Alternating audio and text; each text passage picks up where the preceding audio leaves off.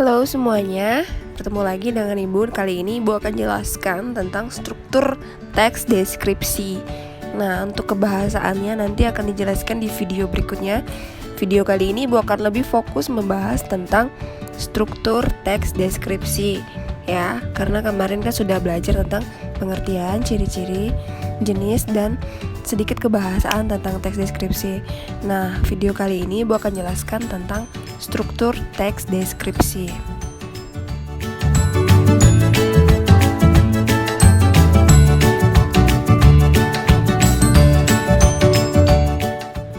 Nah, seperti biasa, ada kompetensi dasarnya. Pada pelajaran kali ini, kalian harus bisa menelaah struktur dan kebahasaan teks deskripsi tentang objek, tempat wisata, tempat bersejarah, dan suasana pentas seni daerah.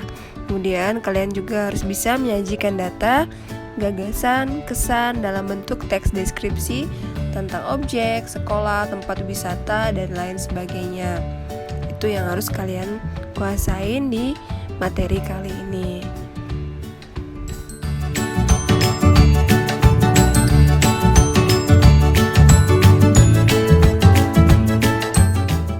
Oke, sebelum Ibu jelaskan strukturnya, Ibu pengen sedikit menjelaskan tentang proses terbentuknya sebuah teks ya. Kenapa setiap teks itu ada strukturnya ya? Yang pertama, kita mulai dari hal yang paling kecil dulu. A, B, C, D disebut apa? Iya, abjad. Nah, terdiri dari beberapa abjad terbentuklah sebuah kata. Kata itu misalnya ayah, ibu, adik, atau kursi, meja, dan lain sebagainya. Nah, terdiri dari beberapa kata terbentuklah sebuah kalimat, ya kan? Nah, contoh kalimat, ayah bermain gitar di taman misalnya. Atau, nah setelah terbentuk kalimat, terdiri dari beberapa kalimat adalah apa? Paragraf. Nah, terdiri dari beberapa paragraf terbentuklah sebuah teks, entah itu teks deskripsi ataupun teks lainnya.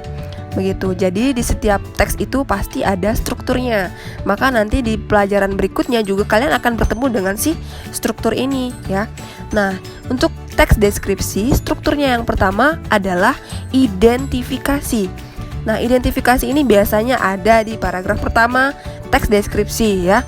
Nah, untuk identifikasi ini dia berisi nama objek, lokasi, gambaran umum objek. Contoh, kelinciku bernama Bagas, dia sangat lucu misalnya, dan sangat manja padaku. Nah, itu contoh identifikasi.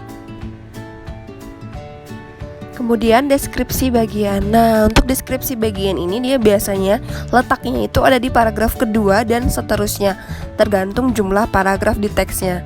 Jadi kalau kalian mau baca teks deskripsi, kamu hitung dulu deh berapa jumlah paragrafnya.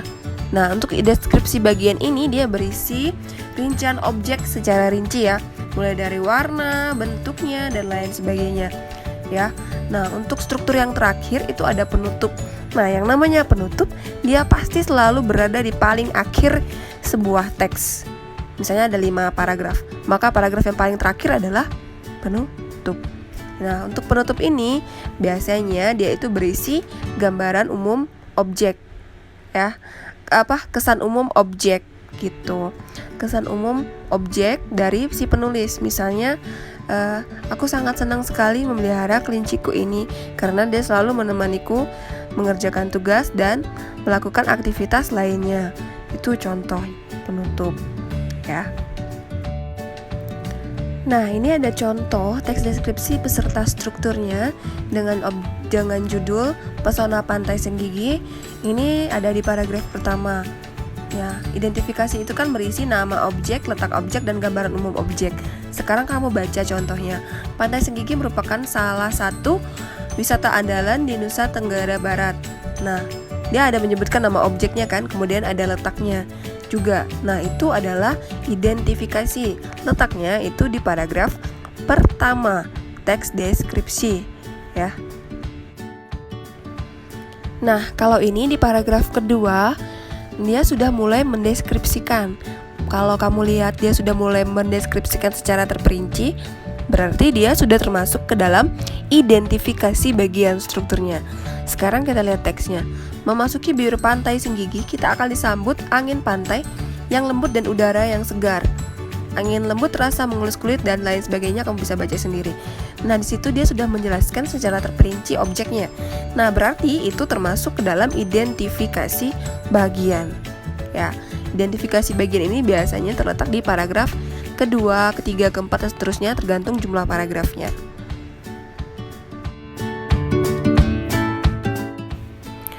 Oke, kita sudah masuk ke paragraf ketiga.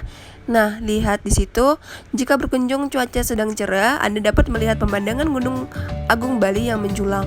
Dan yang paling terakhir, wisata Pantai Senggigi menawarkan sejuta keindahan dan pemandangan yang sangat bagus, misalnya kan. Di situ itu sudah mulai berisi kesan umum penulis terhadap objek. Kalau sudah ada kesan umum seperti itu, berarti dia termasuk ke dalam penutup. Nah, biasanya cara memudahkannya untuk mencari penutup itu biasanya letaknya di akhir paragraf ya.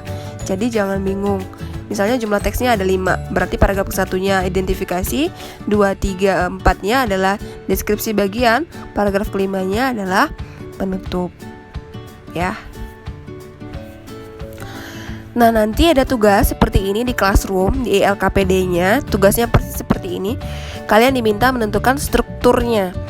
Nah, lihat per paragraf. Paragraf pertama itu kira-kira termasuk apa? Identifikasi atau deskripsi bagian atau penutup? Ingat tadi kata-kata ibu ya, di penjelasan yang sebelumnya tadi. Nah, kalau di paragraf kedua itu kira-kira apa? Identifikasi, deskripsi bagian atau penutup? Nah, ini kebetulan juga 3 paragraf saja, jadi memudahkan kalian untuk mencari strukturnya. Yang mana kira-kira? Jawabannya hanya ada 3 ya. Tinggal kamu menentukan saja yang mana identifikasi, yang mana deskripsi bagian, dan yang mana penutup. Nah, sekian materi ibu kali ini. Semoga kalian bisa paham.